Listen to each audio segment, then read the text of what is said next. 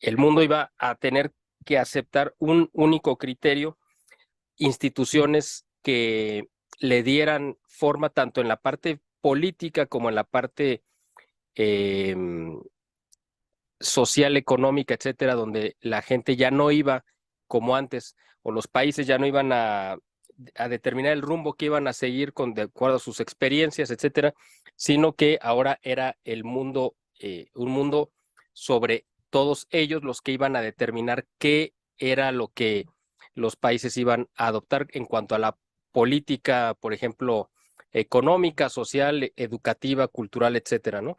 Ese es el proceso que se dio, digamos, de globalismo, para el cual, pues, se intentó despojar a cada país, a cada región de sus características individuales. Y ahí es donde empieza este proceso. También después surge una situación de crecimiento de los nacionalismos, digamos, como más extremos, como en el caso, por ejemplo, de Cataluña en España y otras regiones que buscan romper esa unidad nacional que los identifica, para ellos decir, no, es que nosotros somos tan diferentes, tan únicos dentro de nuestro propio país que necesitamos independizarnos. Y ahí empieza un proceso también contrario a la globalización, pero igual de pernicioso, de fragmentación de los países. O sea, las dos opciones que vienen y que obedecen al mismo origen, porque las dos van o giran o orbitan en torno a romper la identidad nacional y la soberanía de los países, están en polos aparentemente opuestos, pero obedecen a los mismos intereses. El globalismo por diluir a las naciones y los nacionalismos extremos, regionalismos incluso, para romper la idea, el concepto de una nación, y que esto se convierta pues en un rompecabezas que fuera mucho más fácil de dominar. Eso yo creo que como introducción, creo que vale para que la gente tenga una idea más o menos un aproximado de cómo es que llegamos a este punto y pues el fenómeno que estamos viviendo, ¿no? ¿Y hacia dónde nos quiere llevar entonces el orden mundial, don Miguel? Bueno, a partir de esta idea precisamente del globalismo, de la globalización o de la imposición hegemónica de los intereses principalmente anglo-norteamericanos sionistas, porque ese es el concepto real completo, surge esta idea que se llama, viene de mucho tiempo atrás, de hecho viene como uno de los principales postulados de la masonería a finales del siglo XIX. Incluso ellos lo manejaban en latín, el nuevo orden secular de las cosas. Incluso viene esa leyenda en el billete de $1, ustedes lo recordarán, del dólar norteamericano. Y a partir del 89, precisamente cuando estaba George Bush, el papá, el primer presidente Bush, en ocupar la presidencia, lanza este concepto de nuevo. ¿Qué significa? Presenta un reacomodo, una nueva organización mundial donde se iban a trastocar, a cambiar por completo todas las ideas y conceptos que habían levantado a la civilización occidental y que la habían mantenido vigente durante mucho tiempo. Ese nuevo era precisamente la implementación de lo que ahora conocemos como globalismo. Era el quitarle a los países la soberanía de decidir sus destinos para subyugarse a un proyecto mundial de organismos supranacionales, es decir, que estuvieran por encima de las naciones, como la ONU, la Organización Mundial del Comercio, la Organización Mundial de la Salud, la UNESCO y otras instituciones derivadas todas principalmente de la ONU, pero el Banco Mundial, el Fondo Monetario Internacional, instituciones que estaban por encima de las naciones, que iban a ser las que le iban a dictar las políticas sociales, económicas, culturales, etcétera, a los países. Eso es el nuevo orden mundial y está enfocado y encaminado, bueno, tiene varios fines, ¿no? Uno de ellos precisamente es diluir esta idea de identidad nacional para que la gente pierda el arraigo por su tierra, y al perder el arraigo por su tierra, por sus tradiciones, sea una sociedad totalmente debilitada que acepte cualquier idea o cualquier concepto o cualquier molde que se le imponga y que sean incapaces de defender. O sea, nosotros sabemos que una de las mayores riquezas con las que cuenta cualquier país del mundo es su historia, su tradición, sus costumbres, su cocina, su cultura, etcétera. Bueno, pues al arrancarnos todo eso, pues perdemos esa vinculación que tenemos con la tierra donde Dios nos envió para nacer, y además es una tierra que nos ordena que tenemos que amar, conocer y defender. Esa es parte de nuestra obligación como buenos ciudadanos. Eh, y el hecho de que nos arranquen esa raíz que nos une a esa tierra, nos convierte pues básicamente en seres indiferentes que podemos aceptar o tolerar o simplemente ver con total desprecio eh, cualquier abuso, robo o saqueo que se cometa en nuestro país. ¿Por qué? Pues porque ya no hay algo que nos haga sentirnos parte de eso y que por lo tanto nos haga sentirnos o vernos como agraviados ante un robo, un saqueo en este sentido, ¿no? Entonces, eh, uno de los objetivos que busca el nuevo orden es ese precisamente, ¿no? El que la gente pierda ese contacto, esa idea de identidad con su tierra para que puedan ser plenamente dominados. Otra es la movilidad, también el hecho de poder desplazar a la gente de un lado a otro. Eso también es una de las finalidades. Por eso estamos viendo los fenómenos de la migración,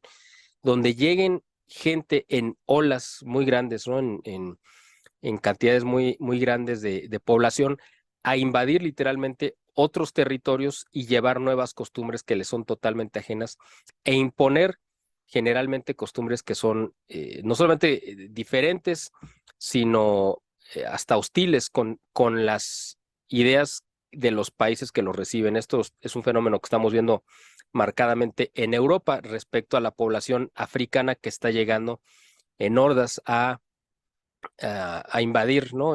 Europa, y que están imponiendo costumbres, por ejemplo, islámicas, que son totalmente contrarias al estilo de vida europeo de la civilización occidental.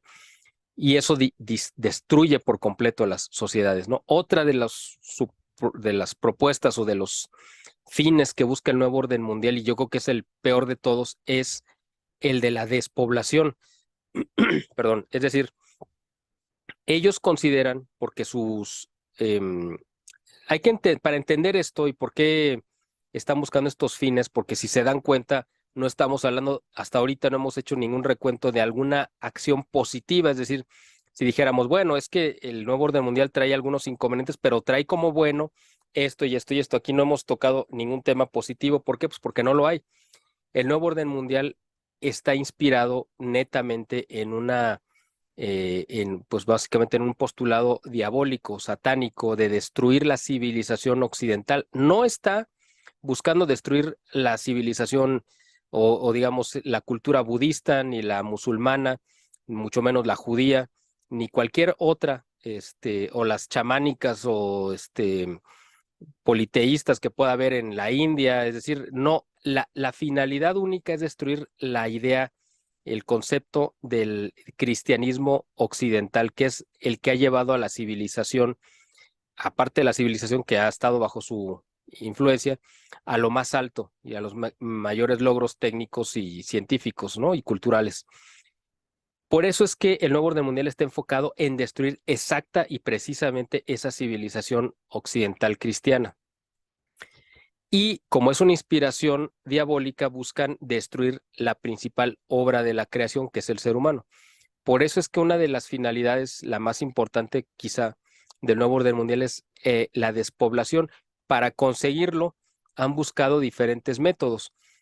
Primero se implementaron las políticas a mediados de los años 50 de reducción de la natalidad, donde empezaron con las campañas de que las familias pequeñas vivían mejor y de que la familia ideal pues, era de 4 miembros, es decir, papá, mamá y 2 hijos. Y luego en el tercer mundo se empezó a chantajear la idea del intercambio para tener acceso a la economía, a los créditos bancarios a través de, por ejemplo, el Fondo Monetario Internacional, que los países del tercer mundo, especialmente los de Latinoamérica, que eran los más fecundos en cuanto a población, sí se les condicionaban los créditos a cambio de que implementaran programas de reducción de la natalidad. Después de esto vino el proceso de la generalización de los anticonceptivos, ya que no podían confiar simplemente que la gente iba a tener el cuidado de no embarazarse, pues ahora dijeron, no, pues vamos a implementar métodos artificiales para impedir la concepción, métodos masculinos y femeninos. Y después de esto, como vieron que de todos modos no era suficiente, empezaron a promover la idea del aborto, es decir, cuando ya un embarazo no se puede, si no se puede evitar, entonces hay que impedir que se llegue al alumbramiento. Eso fue lo que ya a partir de los 90 de manera muy generalizada se implementó como una política global para impedir que la gente pues, siguiera creciendo en población, o sea, en número. Y a partir ya de unos 20 años para acá, es decir, prácticamente lo que llevamos de este siglo, ya dijeron, bueno, de todos modos el aborto no es la solución porque pues muchas madres que están en el quirófano en el último momento se arrepienten y no es suficientemente punitivo la medida del aborto porque no todos lo aceptan. Entonces lo mejor es impedir bajo cualquier circunstancia que vaya a haber la posibilidad de un embarazo. Y la única forma en la que uno puede promover la promiscuidad sexual y por el otro lado impedir que haya una concepción es promoviendo la homosexualidad, donde mujeres con mujeres y hombres con hombres puedan relacionarse sexualmente y eso va a cancelar por completo la posibilidad de una concepción. Y eso es en el proceso en el que estamos ahorita, ¿no? Entonces es parte del proceso de despoblación, pero además de esto vino una serie de medidas como la hambruna en muchas regiones, o sea, el impedir que regiones muy pobres pudieran tener acceso a desarrollo a través de créditos o de obras de infraestructura que los hubieran sacado de la postración. ¿Por qué? Porque ellos, los que diseñan estos proyectos, dicen a mayor prosperidad, o sea, si la gente sale de su condición de pobreza, pues va a querer tener más hijos. Entonces es mejor que los mantengamos muy pobres y aunque sigan teniendo hijos, pues son hijos que van a nacer en condiciones tan desfavorables que van a morir en la infancia. Y además se implementó la idea también de lanzar pues enfermedades globales con la idea de ayudar a despoblar el mundo. Muchas enfermedades que sí tienen cura, o sea, que sí tienen remedios, que sí hay medicinas para combatirlas, no se les permite que tengan acceso a la mayor parte de la población precisamente para que estas enfermedades que se podían curar fácilmente puedan provocar la muerte generalizada. Esto hay un detalle importante que mencionar. Hasta principios del siglo XX, toda la medicina que había en el mundo pues era medicina natural o naturista. Todo, no existía la medicina química. Esto se implementó como parte de un proyecto de la Fundación Rockefeller y del mismo John D. Rockefeller a principios del siglo XX, cuando él quiso tomar el control de la medicina a nivel mundial y financió proyectos. Eso lo tenemos nosotros documentado y publicado en nuestra revista, por si alguien desea consultarlo. Viene toda la historia de cómo Rockefeller financió a médicos, científicos, investigadores y universidades para cambiar el giro de la medicina mundial y convertirla en una medicina artificial hecha en base a químicos, ¿no? A sustancias que se sintetizaban los ingredientes naturales de las plantas y lo convertían a través de sales y otros procedimientos minerales y artificiales en medicamentos que causaban reacciones de rechazo en el organismo. Y esa ha sido la medicina hasta la fecha. Por eso la gente toma medicinas para callar los síntomas de alguna enfermedad, pero no para curarse, ¿no? Bueno, eso es una visión un poquito más amplia de cuáles son los fines que busca el nuevo orden mundial. Entonces, don Miguel, lo que es la crisis social, la crisis política, el embate demoníaco que habla usted al principio de esta increíble entrevista, ¿cómo le están impactando actualmente a nuestro país y hacia dónde vamos como país? Bueno, México en particular tiene yo creo que estamos ahorita bajo una infestación demoníaca porque, bueno, pues México es un país elegido en los planes de la redención, yo estoy convencido de ello. México es el país pues con más católico del mundo. la gente dice, bueno, pero hay más católicos por ejemplo, en Brasil. Numéricamente sí, lo que pasa es que el catolicismo en Brasil pues, es un catolicismo pues muy sui generis, ¿no? Ahí hay muchas corrientes, es una mezcolanza bastante extraña, pero de un catolicismo, digamos, tradicional, o hablemos en términos más generales, abarcando pues iglesias ortodoxas y todo tipo de creencias cristianas, probablemente es el país con más cristianos activos, aunque en Estados Unidos hay más, pero ahí hay más cristianos protestantes, ¿no? Entonces, México tiene un plan, tiene una misión que cumplir dentro del plan de la redención. Es el lugar donde Dios decidió que se apareciera en 1531 la Virgen de Guadalupe, convirtiendo de golpe a toda la población indígena que le había costado mucho trabajo a los primeros evangelizadores poderles transmitir el mensaje de la redención, de la salvación, y la aparición de la Virgen de Guadalupe, pues de golpe convirtió a toda la población. Y México ha cumplido con esta misión. Desde aquí se han, pues vamos a decir, exportado misioneros y sacerdotes a todo el mundo durante mucho tiempo. Y yo me imagino precisamente que por eso, además, Estados Unidos, siendo el país masónico, yo creo que más influyente e importante en el mundo, pues ha visto siempre con mucho recelo a un país católico al sur de su frontera, y creo que por eso han centrado las baterías para tratar de impedir el desarrollo de México, porque no querían tener un país desarrollado, pero católico. ¿Por qué? Porque con Canadá no tuvieron ningún problema, ningún empacho en dejarlos que prosperaran, porque ellos no son católicos, pero el problema con México es que es un país católico eminentemente, y por eso lo quisieron mantener, pues digamos, sometido. Y eso se dio gracias a la complicidad, obviamente, de los gobiernos masónicos impuestos en su mayor parte en el siglo XIX por Estados Unidos, que sirvieron como gerentes al servicio de los intereses norteamericanos. Y lo que estamos viendo actualmente, incluso con el gobierno actual, pues es una consecuencia directa de esta deformación y de esta influencia masónica que nos ha traído pues que nos ha destrozado como país. Ahorita tenemos al frente del gobierno, todavía por un año más, a un presidente masón que exalta los valores, si es que lo pudiera llamar así, o los principios, más bien dicho, masónicos, y las consecuencias pues las tenemos, yo creo que a la vista de todo mundo, donde ha crecido la pobreza, la inseguridad como nunca.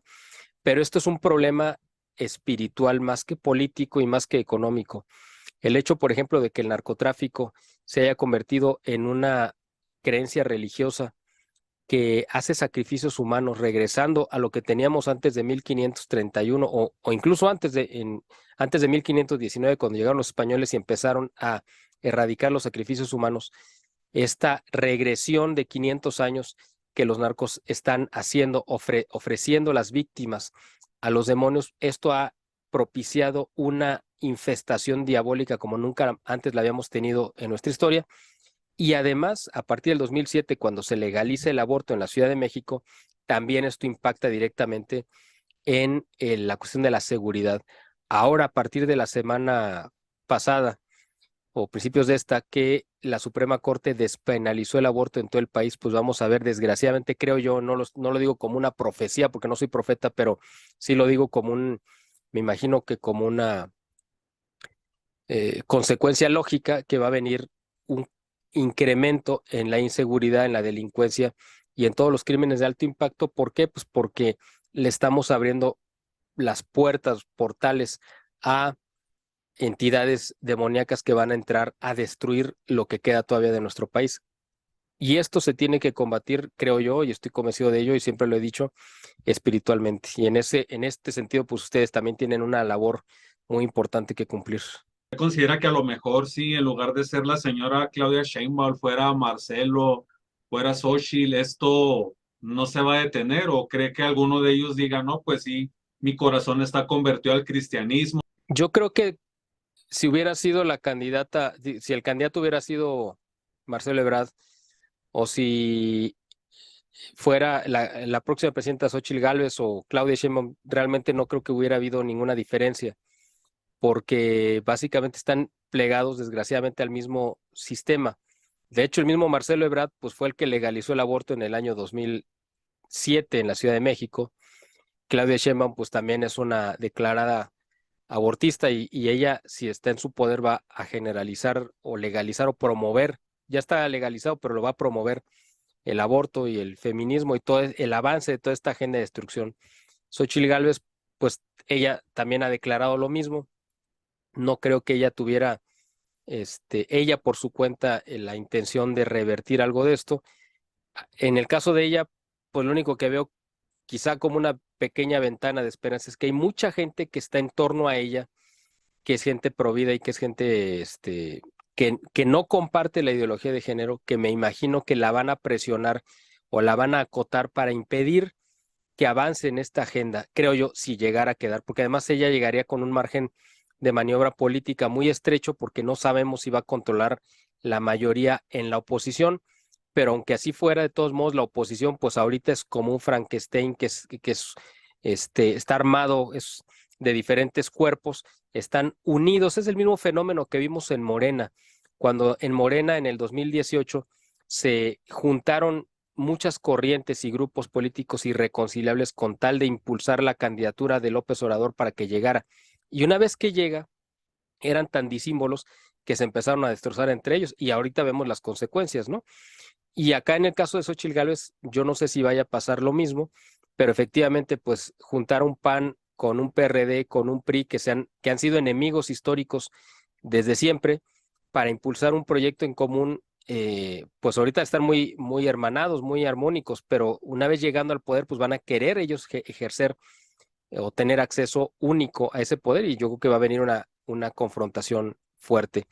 En el panorama pues político actual no hay pues ninguna otra opción. Ahorita oficialmente las candidatas son Claudia Sheinbaum y Xóchitl Gálvez. Está por ahí orbitando la posibilidad de Eduardo Verástegui, pero pues ahorita no me voy a ocupar de él porque no es candidato, ni siquiera ha reunido las firmas que lo calificarían como candidato independiente.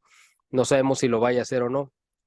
Así que ahorita tenemos que hablar de lo que hay y lo que hay pues es estas dos opciones. Marcelo Ebrard como posibilidad quizá acabe como muchos creen y yo lo he dicho en muchas ocasiones probablemente va a quedar en Movimiento Ciudadano y quizás se lance como candidato y finalmente va a declinar, yo creo que a favor de Xóchitl Gálvez probablemente y eso pues le daría la puntilla a las aspiraciones de Claudia Sheinbaum, porque Marcelo Ebrard y Sheinbaum se aborrecen, son como el agua y el aceite, entonces yo creo que él operaría para sacarla a ella de la contienda y al mismo tiempo asegurarse una posición dentro del gabinete de Xóchitl Gálvez si es que ella llegara a ganar, ¿no? Así que yo sí creo que aquí en México la situación a futuro inmediato, pues la verdad se ve bastante desalentadora porque no hay quien realmente esté hablando de estos temas y que diga, o sea, me refiero a figuras políticas que estén en la contienda y que pueda entender que hay una razón de fondo espiritual que se tiene que combatir desde la espiritualidad. Ninguna de ellas tiene esta idea y al contrario, Sheinbaum está consagrada, pero a las fuerzas del demonio. Ya fue a hacer una consagración a Catemaco, que es la sede en México donde está la brujería más fuerte, con una gran influencia cubana y de otras regiones, como de África y otras partes. Y ella fue a hacer una visita, supuestamente una gira de trabajo, pero realmente fue a consagrarse, a pedir, como lo hizo López Obrador en su momento, consagrarse al demonio con tal de acceder, tener acceso al poder. Si ella llegara a conseguirlo, pues va a entrar comprometida totalmente con las fuerzas del demonio y eso pues va a ser totalmente negativo para nuestro país. Pero ¿qué no se supone que ella, igual que Alfredo Jalife, son judíos, algo así tengo entendido, lo cual no comulgaría con la idea del satanismo? Bueno, Alfredo Jalife no es judío, él es libanés y es Ah, correcto. por eso lleva un pleito casado con el sionismo judío de Claudia Sheinbaum, son enemigos irreconciliables, ¿no? Porque pues, se aborrecen, de hecho, Alfredo Jalife se supone, pues con muchas comillas, es católico del rito maronita, hasta donde yo tengo entendido. Yo realmente no sé qué tan practicante sea, pero bueno, él dice que es católico. Yo no lo puedo negar ni afirmar, pero En el caso de Sheinbaum, pues no se contrapone que sea judía y que sea satanista, porque muchas de las corrientes o algunas de las corrientes judías desgraciadamente se han desbarrancado y se han ido a convertirse en extensiones del satanismo. ¿Por qué? Pues porque en su odio hacia el cristianismo, cuando el cristianismo surgió como una religión y como la corriente más influyente en el viejo mundo, tanto en Asia como en Europa, el judaísmo se ha dedicado a combatir a la iglesia y al cristianismo desde su origen y tratando de infiltrarlo. Y esto no es una revelación política que yo esté haciendo. Eso viene en los hechos de los apóstoles, en las cartas de varios de los apóstoles y hasta en el Evangelio. O sea, no estoy revelando un tratado de inteligencia política. Esto viene narrado en las Sagradas Escrituras, cómo los judíos intentaron infiltrar a las primeras comunidades cristianas para distorsionar el legado, el mensaje del Evangelio. Y desde ese momento la iglesia se ha convertido en el principal enemigo de la corriente más dura y más radical del judaísmo. Yo no digo que todos los que son judíos en el mundo odien a la iglesia, no todos, obviamente. Por ejemplo, en Israel, la mayor parte de los habitantes de Israel judíos pues son ateos, que parecería una contradicción. ¿Por qué? Pues porque se supone, es como si dijéramos que los cristianos somos ateos, pues como si somos cristianos, ¿cómo vamos a ser ateos? El problema es que el judaísmo dejó de ser una religión y se convirtió en una ideología y en un movimiento político, social y económico. Ya no tiene que ver con una cuestión, una relación del hombre con Dios o una vía de llegar a Dios, sino se convirtió en una ideología política y económica de dominación. Bueno, pues aquí sí es un problema que hemos tenido, yo creo que cada vez más notorio de parte de la iglesia. Yo creo que a partir de 1929, cuando se firman los acuerdos de paz entre el gobierno y la iglesia, quedó una sensación dentro pues de la cúpula o de la jerarquía católica de ya no, o de tratar de evitar a toda costa cualquier confrontación o enfrentamiento con el gobierno. El gobierno también, pero pues al final de cuentas el gobierno pues tenía el sartén por el mango y la iglesia yo creo que optó por un silencio, tratando de evitar cualquier clase de confrontación o conflicto. Esto se vio pues a lo largo pues, de todo el siglo XX. Quizá cuando volvió la iglesia un poco a hablar de manera un poco más abierta es a partir de Juan Pablo II, cuando pues Juan Pablo venía aquí a México y pues por el protagonismo que tuvo a nivel mundial, como que alentó a la iglesia a tomar de nueva cuenta ciertos temas de la agenda que pues habían evitado o que tocaban solamente de manera discreta en los sermones, pero ya lo tomaron como una defensa más clara, por ejemplo, la defensa de la vida y algunos temas en los que la iglesia sabía que no podían negociar con el gobierno, una agenda de muerte, condenando los anticonceptivos, la política de despoblación, esto que ya estuvimos mencionando al principio. Esto fue yo creo que por el valor que les infundió la postura muy clara de Juan Pablo II, a lo mejor equivocada en otras cosas, pero en este sentido sí, combatiendo clara y abiertamente así tal cual y la agenda de despoblación. Y a partir del 2013 ya en particular, cuando entra pues a tomar el control de las riendas de la iglesia, Jorge Mario Bergoglio, pues yo creo que ya se vino todo esto para abajo porque él entró a impulsar esta agenda de globalización y de destrucción que estuvimos mencionando a lo largo del programa. Pues él encarna todo lo contrario a lo que denunció Juan Pablo II y Benedicto XVI. Él es el Papa del nuevo orden mundial, él encarna todas estas ideas tan destructivas y perniciosas que la iglesia pues tanto ha condenado y él ahora pues se ha convertido en su principal aliado. Él ha tenido ahí recibido como grandes personajes a la familia Clinton que han hecho tanto por el aborto, a los Rothschild, pues a gente ligada a los Rockefeller, a la gente ligada a Soros, o sea, a lo peor y a los principales enemigos de la iglesia los ha tratado como amigos y aliados. Eso creo que nos debe dejar muy en claro cuál es la postura actual no de toda la iglesia, pero cuando menos sí de la jerarquía, o al menos pues del hombre que ostenta el mayor grado de poder dentro de la iglesia. Eh, y bueno, obviamente la iglesia como institución, al plegarse hacia la agenda de, pues por supuesto que ha arrastrado al mundo o a gran parte del mundo a su error, con su error. Y ahorita por eso hemos visto que la agenda en estos 10 años que tiene Bergoglio en el Vaticano, pues ha avanzado como nunca antes, porque ha tenido al mejor aliado, este hombre que ha servido pues de portavoz de las peores causas y que ahora pues está totalmente comprometido con la agenda de la masonería. Por eso le dedicó incluso hasta una encíclica para exaltar los valores o los principios masónicos, ¿no? Con esa famosa Fratelli Tutti, ¿no? De donde él habla de esos valores, donde ya no está hablando en términos o en el lenguaje propio de un papa, de un pontífice, ya ni siquiera de un, olvídate de eso, ya ni siquiera de un obispo católico, ni siquiera de un sacerdote de pueblo.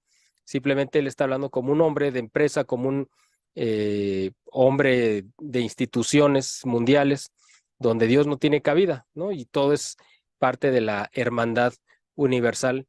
Y me recuerda un poco al poema de Schiller, ¿no? La Oda a la Alegría, un poema que todo el mundo ha celebrado, como el poema de la hermandad, etcétera, pero pues no hay que olvidar que Schiller era masón y él omite en su Oda, que todo el mundo le celebra tanto, pues mencionar que hay un Dios que ordena todo y aquí toda la hermandad y toda la bondad proviene del mismo ser humano y entonces ahí queda totalmente incompleta esta, por muy buena que pueda ser esta labor de tratar de hermanar a todos, pero pues si son hermanos es porque tienen un padre en común, si no, no podrían ser hermanos. Aquí el problema es que todos se hermanan y sacan de la ecuación al padre, ¿no?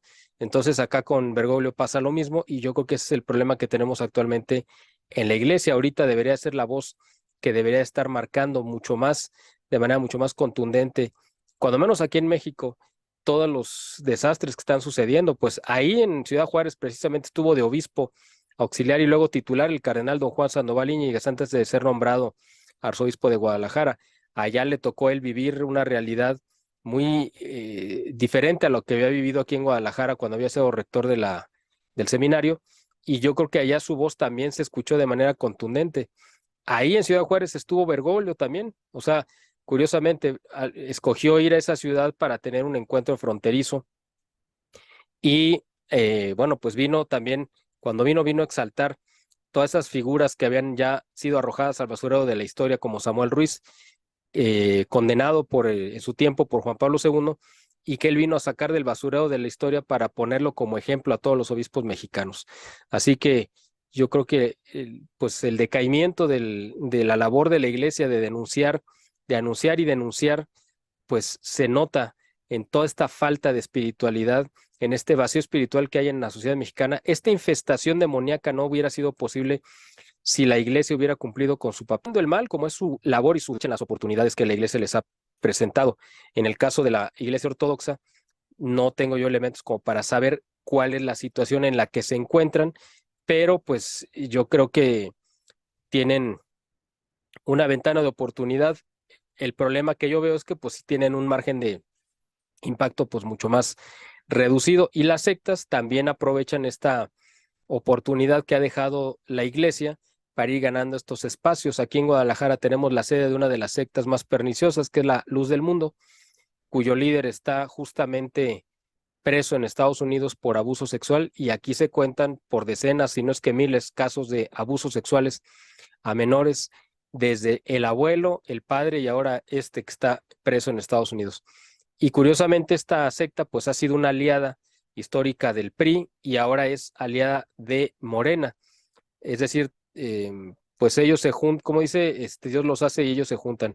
Aquí el asunto es que las peores causas pues siempre van de la mano, ¿no? Por eso yo creo que aquí la iglesia ha dejado de cumplir una labor fundamental en perjuicio de la sociedad y pues no sé hasta qué punto, pero mientras tengamos a un líder en la iglesia o un supuesto líder que va por el camino equivocado, pues ha habido algunas voces de algunos cardenales que se han manifestado en contra y que han denunciado, pero pues es mucho más fácil decir, no, pues tú estás equivocado, a creer que el que tiene el poder completo, pues se puede equivocar, ¿no? Desgraciadamente estamos en esa disyuntiva.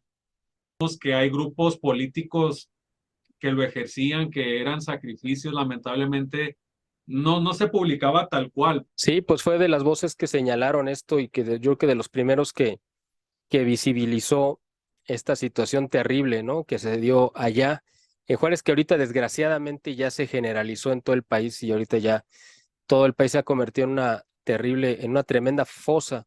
En todos lados donde escarban, pues van a salir desgraciadamente restos humanos y él fue de los primeros que denunció esta situación tremenda y por supuesto que él ha tenido pues una oportunidad de ver pues a lo largo de su vida cómo la iglesia y México pues han ido cambiando y cómo han ido perdiendo terreno la iglesia respecto a la influencia que tenía sobre la conciencia de la gente y eso se nota precisamente en el incremento de la delincuencia, de la maldad, de la perversidad, porque la iglesia cuando cumplía su labor, su papel, la sociedad se contenía de muchas cosas, no es que no estuviera latente ahí, pero se contenía y ahora que ya no tienen ese freno y casi incluso tienen un incentivo de parte de la iglesia para ir al pecado, pues la sociedad se ha desbarrancado, ¿no? Porque yo me imagino, y eso lo he creído desde hace mucho tiempo, es lógico que la iglesia católica, no importa cuál sea su ramificación, porque efectivamente la iglesia, y hay que distinguir para la gente que haga favor de ver este video, yo me refiero a la iglesia a la que usted pertenece como iglesia, igual que me refiero a la iglesia católica como iglesia, a diferencia de las sectas que no son iglesias. ¿Cuál es la diferencia y por qué se les llama iglesias a unas y otras no? Las iglesias son las que fueron fundadas por los apóstoles en diferentes lugares, en Antioquía, en Jerusalén, en otras partes, pero las sectas, pues obviamente no fueron fundadas por apóstoles, no merecen el título de iglesia, por eso a las iglesias ortodoxas se les refiere como iglesias con toda la legitimidad, aunque tengan su propia cabeza, su propio patriarca, pero bueno, ese es tema aparte. Yo creo que, y es lógico pensar que si el demonio es el principal enemigo de Dios, por supuesto que va a tratar de destruir lo más querido por Dios. ¿Qué es lo más querido por Dios? Pues su iglesia, ¿no? Su resto fiel, su familia. Entonces, los ataques del demonio se han centrado no con los judíos, no con los protestantes, no con los musulmanes, porque ellos ya los tiene en la bolsa, porque ellos solitos fueron a caer en el error. Sus ataques están centrados en la iglesia católica, porque sabe que ahí está la presencia real de Cristo, de Dios, en los sacramentos. Es la única donde donde está presente Dios directamente. Entonces, desde siempre la iglesia ha sufrido los ataques y la mejor manera de destruir siempre ha sido la infiltración, es decir, atacarla, destruirla desde dentro, porque desde fuera pues siempre se ha convertido en un bastión, en una barrera infranqueable normalmente. Por eso es mejor tratar de escarbar por debajo y meterse y desde adentro tratar de destruirla. Esta etapa final de la iglesia que estamos viviendo actualmente o de las iglesias es la consecuencia de esta infiltración que ya tiene pues muchas décadas, donde efectivamente el modernismo como la humedad se fue metiendo poco a poco y ahora las consecuencias las estamos viendo en la relativización de todo, donde ya es aceptable o tolerable cosas que antes sí era impensable que se hubieran tolerado o sí, pues básicamente tolerado. Muchas acciones que ahorita las iglesias pueden ver como algo normal cuando antes era totalmente reprobable. Esa es la parte donde la iglesia pues ha bajado la guardia y evidentemente el demonio la ha golpeado, porque como en el box, pues quien no se protege de los golpes del enemigo, pues es noqueado y aquí le pasó eso a la iglesia. Entonces, yo creo que es lógico, confirma además que la iglesia de Cristo, la iglesia católica, ya sea ortodoxa o latina, es la iglesia legítima de Dios, la única, y por eso es la que recibe todos los ataques del demonio y por eso ha sido infiltrada y desgraciadamente pues estamos viendo las consecuencias de ello. Por eso nos podría resultar, como lo es, pues extraño y hasta contradictorio, que pues ahora se permitan y toleren cosas que antes eran simplemente inaceptables, ¿no?